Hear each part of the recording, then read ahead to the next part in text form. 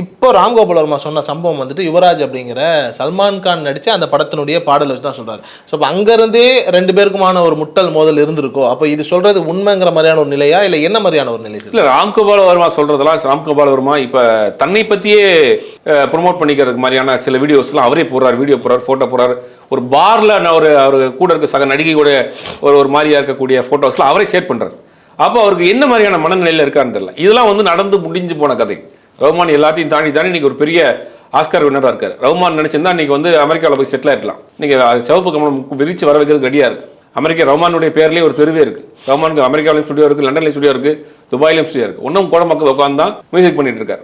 அவரை வந்து நீங்க வந்து திருப்பி வந்து ஒரு திறமை இல்லாத ஒரு ஆள் அப்படின்ற மாதிரியான ஒரு மூமெண்ட் ஒரு இதை கட்டமைக்க பார்க்குறாங்க. ரஹ்மானுடைய திறமையை அறிஞ்சுதான் மனிதத்தின மாதிரியான ஒரு மிகப்பெரிய ஒரு இயக்குனர் வந்து அவர் கமிட் பண்றாரு. சின்ன சின்ன விளம்பரங்களுக்கு ஜிங்கிள்ஸ் பண்ணிட்டு இருக்காரு. அவருடைய ஏதோ பொட்டன்ஷியல் இருக்குன்னு